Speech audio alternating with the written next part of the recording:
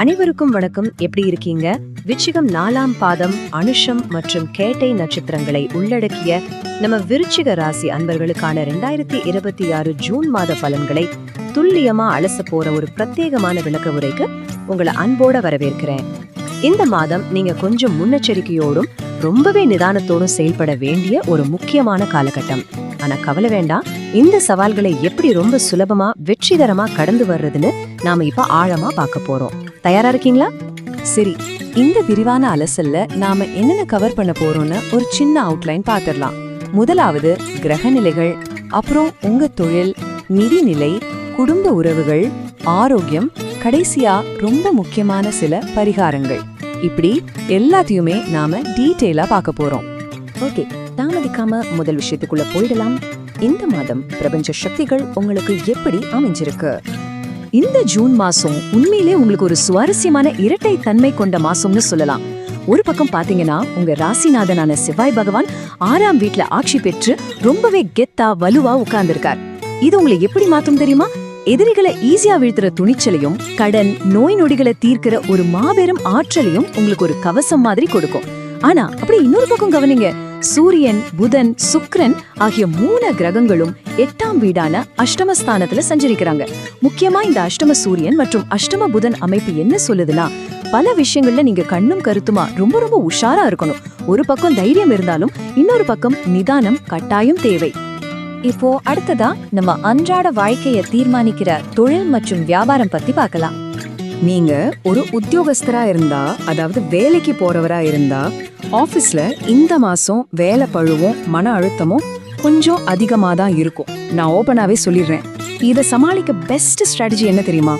கம்முன்னு நம்ம வேலைய மட்டும் பாக்குறது தான். சக ஊழியர்கள் கிட்ட பேசும்போது வார்த்தைகளை ரொம்ப அளந்து பேசுங்க. இந்த வீண் வாக்குவாதங்கள், தேவையில்லாத ஆபீஸ் பாலிடிக்ஸ் இதெல்லாம் தயவு செய்து சிக்கிக்காதீங்க. அப்புறம் வேற புது வேலைக்கு மாறலாமான்னு யோசிச்சிங்கன்னா இப்போதைக்கு வேணாமே. அந்த முடிவை கொஞ்ச நாள் தள்ளி போடுறதுதான் உங்களுக்கு ரொம்ப நல்லது. ஒருவேளை நீங்க பிசினஸ் பண்றீங்களா, அப்போ இந்த விஷயத்த நோட் பண்ணிக்கோங்க. கணக்கு வழக்குகள்ல 100% வெளிப்படைத்தன்மையோட இருங்க. பார்ட்னர்ஷிப் பிசினஸ்ல இது ரொம்ப ரொம்ப முக்கியம். சின்ன சந்தேகம் கூட விரிசலை உருவாக்கிடும். அதே மாதிரி பிசினஸ்ல பெரிய முதலீடுகள் செய்யறதுக்கு முன்னாடியும், புது அக்ரிமெண்ட்ல கையெழுத்து போடுறதுக்கு முன்னாடியும் அந்த ஃபீல்டுல இருக்கிற அனுபவசாலிகள் கிட்ட கட்டாயம் அட்வைஸ் கேளுங்க. இந்த அஷ்டமஸ்தான கிரக காலத்துல தெளிவான கணக்கும் சரியான ஆலோசனையும் மட்டும்தான் உங்க பிசினஸ காப்பாத்துற அரண். சரி, அடுத்ததா எல்லாரும் ரொம்ப ஆர்வமா எதிர்பார்க்கிற நிதிநிலை. உங்க பர்ஸ் இந்த மாசம் எப்படி இருக்க போகுது?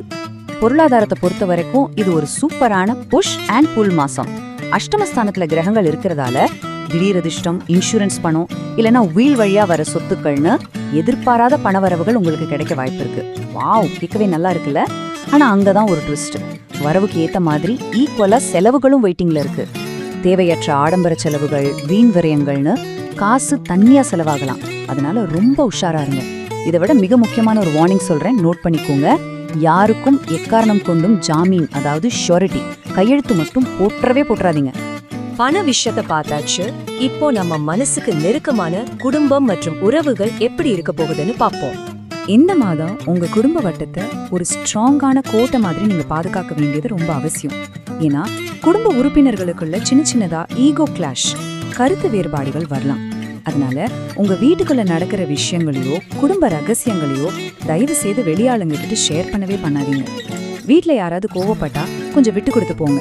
அந்த விட்டு கொடுக்கும் மனப்பான்மை மட்டும்தான் உங்க வீட்டை அமைதியா காப்பாற்றும். காதல் மற்றும் திருமண வாழ்க்கையை பொறுத்த வரைக்கும் எதையாச்சும் நினைச்சு தேவையில்லாம சந்தேகப்படுறது, சின்ன விஷயத்த பெருசாக்குறதுன்னு இருந்தீங்கன்னா மன வருத்தம் தான் மிஞ்சும். அந்த சந்தேகங்களை எல்லாம் தூக்கி தூரம் போட்டுட்டு உங்க வாழ்க்கை துணையோட ஆரோக்கியத்துல கொஞ்சம் அதிக அக்கறை காட்டுங்க. அது அவங்களுக்கு ரொம்ப சந்தோஷத்தை தரும். முக்கியமா காதல் உறவுல இருக்கிறவங்க அவசரப்பட்டு எந்த ஒரு பெரிய முடிவையும் இப்போ எடுக்காதீங்க. இந்த மாசம் முழுக்க பொறுமைதான் உங்களுக்கான மிகப்பெரிய சூப்பர் பவர். குடும்பத்தை பத்தி பேசிட்டோம். இப்போ உங்க சொந்த ஆரோக்கியம், இதுலதான் நீங்க இன்னும் கொஞ்சம் எக்ஸ்ட்ரா கேர் எடுக்கணும். அந்த 8ஆம் இடத்து கிரகங்களால உங்க உடம்புல சில சின்ன சின்ன தொந்தரவுகள் வரலாம். என்ன மாதிரி தெரியுமா? உடல் உஷ்ணம் அதிகமாகிறது, கண் எரிச்சல், சரியா செரிக்காம வர்ற அஜீரண கோளாறுகள் அல்லது ஒற்றை தலைவலி, இதெல்லாம் உங்களை கொஞ்சம் டிஸ்டர்ப் பண்ணலாம். ஆனா இதை கேட்டு பயப்பட வேண்டாம், முன்னெச்சரிக்கையா இருக்கணும் தான் சொல்றேன். சரி, இந்த சின்ன சின்ன ஹெல்த் இஷ்யூஸை எப்படி ஈஸியா ஹேண்டில் பண்றது? ரொம்ப சிம்பிள். முதல்ல ரொம்ப காரமான உணவுகளை இந்த மாசம் கொஞ்சம் தள்ளி வைங்க. அதுக்கு பதிலா தர்பூசணி, வெள்ளரிக்காய் மாதிரி நீர்ச்சத்து அதிகமா இருக்கிற பழங்கள், காய்கறிகளை நிறைய சாப்பிடுங்க. எல்லாவற்றுக்கும் மேல தினமும் காலையில ஒரு 10 நிமிஷம் தியானம், எளிய யோகாசனம் செய்ய பழகுங்க. இது அலைச்சலால் ஏற்படுற சோர்வை நீக்கி உங்களை மென்டலாவும் பிசிக்கலாவும் ரொம்ப ஃப்ரெஷ்ஷா வச்சுக்கும். இப்போ நாம இந்த அலசலோட இறுதி கட்டத்துக்கு வந்துட்டோம். உங்களுக்கு ஒரு பெரிய ரிலீஃப் கொடுக்க போற ஒரு கிரக மாற்றமும் சில சக்தி வாய்ந்த பரிகாரங்களும் இங்க காத்துட்டு இருக்கு. ஜூன் மாசத்தோட தொடக்கம் வேணா கொஞ்சம் சவாலா இருக்கலாம், ஆனா மாத கடைசியில உங்களுக்காக ஒரு வெளிச்சம் காத்துட்டு இருக்கு. ஜூன் 27, 2026 அன்னைக்கு ஒரு மிகப்பெரிய குரு பெயர்ச்சி நடக்க போகுது. குரு பகவான் உங்க ராசிக்கு 8ஆம் வீட்டுக்கு வராரு. அடடா, குருவும் 8க்கு போயிட்டாருன்னு கவலைப்படாதீங்க. அவர் அங்க இருந்தபடியே தன் சுப பார்வையால 12, 2 மற்றும் 4ஆம் வீடுகளை பார்க்க போறாரு. இதனால என்ன ஆகும்? வீடு கட்டுறது மாதிரியான நல்ல சுப விரயங்கள் நடக்கும். உங்களை அழுத்திட்டு இருந்த பண நெருக்கடிகள் எல்லாம் படிப்படியா குறைய ஆரம்பிக்கும். இது நிஜமாவே ஒரு மிகப்பெரிய ஆசுவாசம் இல்லையா?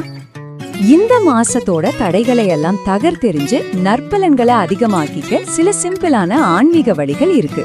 செவ்வாய்க்கிழமை ஆனா முருகப்பெருமான கெட்டியா பிடிச்சுக்கோங்க. முடிஞ்சா கோயிலுக்கு போய் பால் அபிஷேகம் அல்லது அர்ச்சனை செஞ்சு வழிபடுங்க. அதோட தினமும் காலையில கந்த சஷ்டி கவசம் படிக்கிறதோ அல்லது கேட்கிறதோ உங்களுக்குள்ள ஒரு அசாத்தியமான மன தைரியத்தையும் ஆன்ம பலத்தையும் கொடுக்கும். இத மட்டும் தவறாம ஃபாலோ பண்ணுங்க. இறுதியா உங்ககிட்ட ஒரு கேள்வி. உங்க ராசிநாதனான செவ்வாய் பகவானோட அந்த அதீத தைரியத்தையும் துணிச்சலையும் கையில எடுத்துக்கிட்டு இந்த மாத சவால்களை எல்லாம் மாபெரும் சாதனைகளா மாத்தி காட்ட விருச்சிக ராசி அன்பர்களாகிய நீங்க தயாரா? எனக்கு தெரியும், கண்டிப்பா உங்களால முடியும். இந்த விரிவான அலசல் உங்களுக்கு ரொம்பவே பயனுள்ளதா இருந்திருக்கும்னு நம்புறேன். இந்த தகவலை உங்க நண்பர்கள், உறவினர்களுக்கும் ஷேர் பண்ணுங்க. அப்படியே சப்ஸ்கிரைப் மற்றும் லைக் செஞ்சு வச்சுக்கோங்க. மீண்டும் இன்னொரு அருமையான பதிவுல உங்களை சந்திக்கிறேன். நன்றி, வணக்கம்.